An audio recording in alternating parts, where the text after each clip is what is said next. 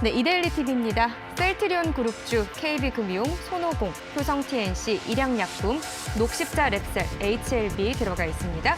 한국경제TV입니다. 효성TNC, 셀트리온 그룹주, 인텔리안테크, 뉴트리, 오스템 임플란트, 하나금융지주, 효성첨단소재, 크라운 제거까지 선정을 했고요.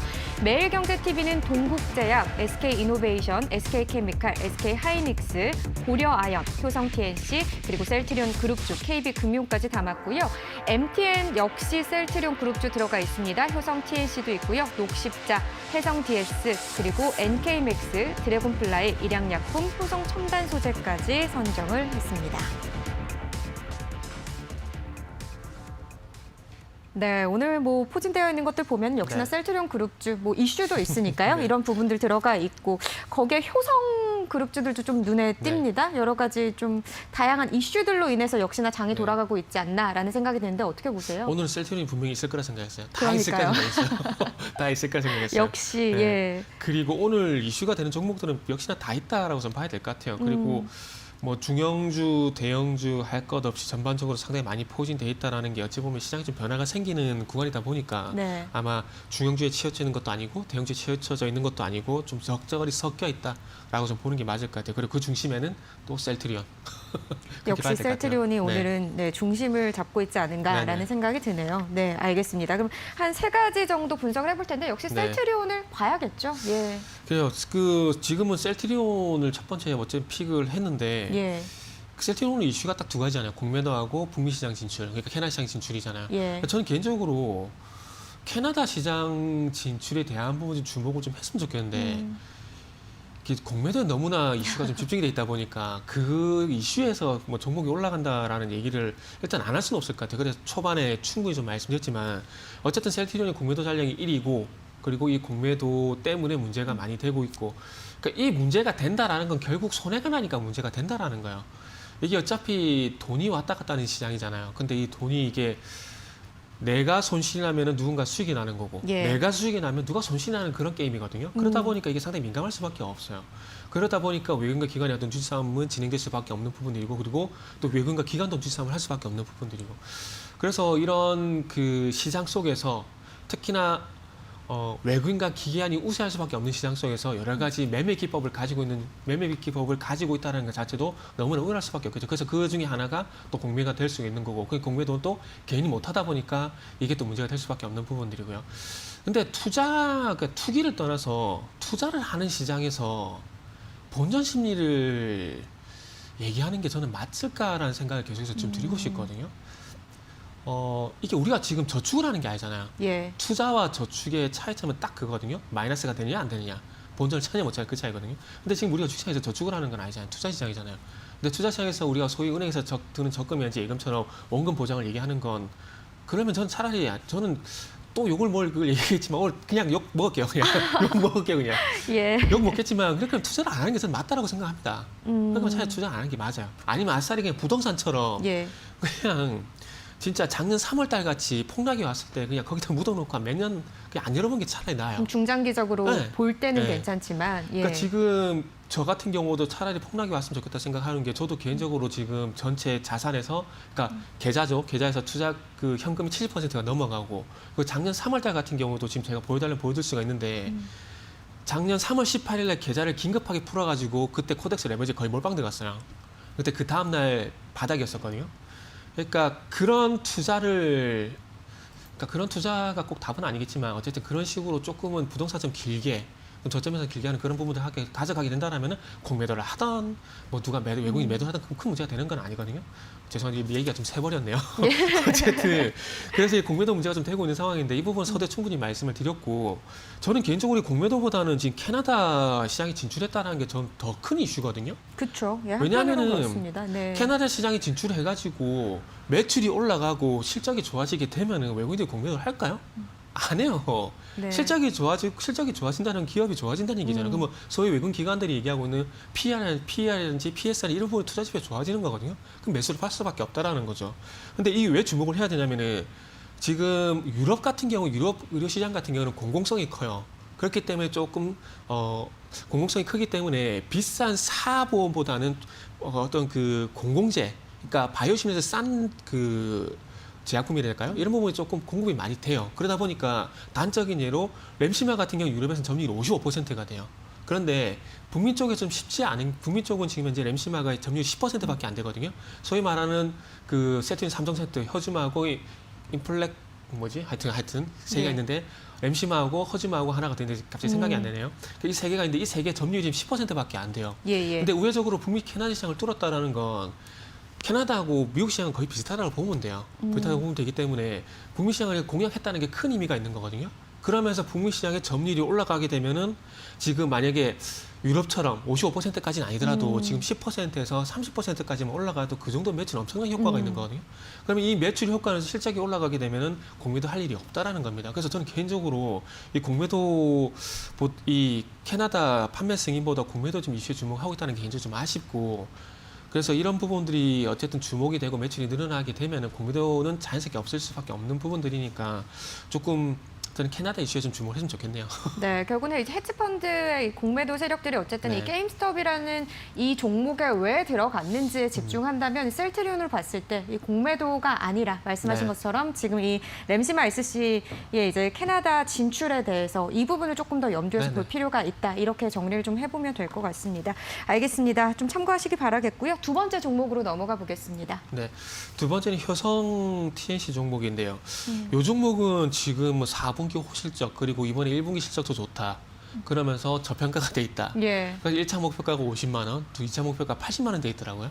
깜짝 놀랐습니다. 목표가를 80만 원대까지 올렸다는 게 예. 네. 근데 이것도 좀 지켜봐야 되겠지만은 굳이 이런 자리에서 상한가가 나오는 게 맞냐라는 생각이 좀 들거든요. 그러니까 첫 번째는 지금 어쨌든 저평가에 대한 호실적 저평가에 대한 얘기가 나오고 있잖아요. 근데 이게 오늘 처음 나온 뉴스가 아닙니다. 12월 달에 이미 4분기 홀식에 대한 얘기가 나오게 되면 주가 예. 상승이 나왔었고 그러면서 이 실적을 봤을 때 여타 경쟁 업체들 대비해서 저평가가 돼 있다. 이 얘기가 나오면서 꾸준히 상승이 나왔거든요. 관심주로도 많이 나왔었죠. 그렇죠. 많이 언급이 됐었죠. 근데 그런 부분들에 대해서 제가 보는 끝자락일 가능성도 있다라는 거는 좀 염두에 두는 게 좋지 않을까 생각이 들거든요. 그러니까 저평가라는 게 소위 말하는 그 PER 기준으로 보게 되면 그러니까 PER이 그거잖아요. 분모가 실적이고 분자가 주가인데 지금 어찌 보면은 저평가라는 것은 주가 대비 실적 그러니까 실적이 앞으로 그러니까 간단한 얘기로 분모에 있는 실적이 더 좋아질까라는 얘기예요. 더 좋아질까라는 얘기겠죠. 그러면 더 좋아지게 되면 당연히 또 주가가 좋아지게 되면서 이게 선순환 구조가 발생되게 되면서 그 저평가 구간에서 벗어나게 되면 주가가 올라간다 그런 개념이거든요. 그런데 지금 효성 TNC 같은 경우는 올해 한 4천억 정도 영업이익이 예상되고 있고 내년에 죄송합니다. 작년에 4천억 정도 3천억 정도 영업이 형성돼 있고 올해 어느 정도 영업이 예상되는지 모르겠지만 지금 여기서 80만 원 더 가려면 올해 실적이 적어도 더블이 나와야 된다는 이게 결론을 낼 수가 있어요. 단순 계산으로. 그러니까 2020년도에 3천억 2백억 정도 영업이익이 나왔다라면 내년에는 그러니까 올해는 지금 제가 해가 바뀌고 나서 자꾸 헷갈려요. 그래서 2020년 영업이익이 3,200억이고 그럼 2021년 같은 경우는 적어도 6,500억 이상이 나와야 되는 결론이거든요. 근데 이게 어느 정도 상향 조정이 될지 모르겠지만 그럼에도 불구하고 지금 9월달 기준으로 보더라도 지금 96,000원에서 저점 기준입니다. 최저가 기준으로 96,000원에서 지금 389,000원이거든요. 4배가 올라왔어요. 예. 그러면 여기서 적어도 2배가 아니라 제가 봤을 때는 3배 이상은 실적이 개선이 돼야 돼요. 그러니까 1조 원 정도 영업이익이 나와야 된다는 얘기입니다. 지금 여기서 80만 원이 가려면 제 계산으로는. 예. 그리고 지금 굳이 이런 자리에서 상한가가 나와야 되나 이런 부분들 좀 보게 되면 지금 차트를 보시게 되면은 지금 제 개인적으로는 많이 오른 상태에서 상한가가 나왔다고 생각이 들거든요. 근데 이게 제가 왜 위험하다고 생각이 드냐면 예. 신풍제약이 작년 9월 달에 많이 오른 상황이니까 제 기준으로는 지금 많이 오른 상황이니까 차트를 지금 보시면 화면을 보시면 여기에요. 이 요 구간이거든요. 보세요. 1차적으로 상승 나고 나는데 조정받고 또 상승하고 난 다음에 20만 원 부분에서 이 자리에서 상한가가 나왔다라는 거죠. 근데 이거를 만약에 다른 종목을 예를 들어보게 된다라면은 그러니까 로보스타라는 종목이 있는데 물론 종목 시가총액은 틀려요. 그러니까 예. 로보스타처럼 주가가 좀 그 낮은 상태에서 상한가가 나오면서 저평가 이런 얘기가 나왔다라면은 앞으로 상승할 가능성이 더 높겠죠. 로보스타 예를 들게 되면은. 그런데 조금 전에 보여드렸듯이 신풍제약 같은 경우는 많이 오른 상태에서 누가 보더라도 상한가가 간 거잖아요. 근데 이게 기술적 분석을 할 때 고점 신호에서 이런 부분도 고점 신호가 되는 경우가 상당히 좀 많거든요. 예. 그래서 그런 측면에서 봤을 때 물론 오늘 효성 TNC가 갭 상한가를 갔기 때문에 내일이든 모레까지 일단은 상승이 나올 가능성이 있습니다. 그러나 여기서 38만 9천에서 80만 원이 간다?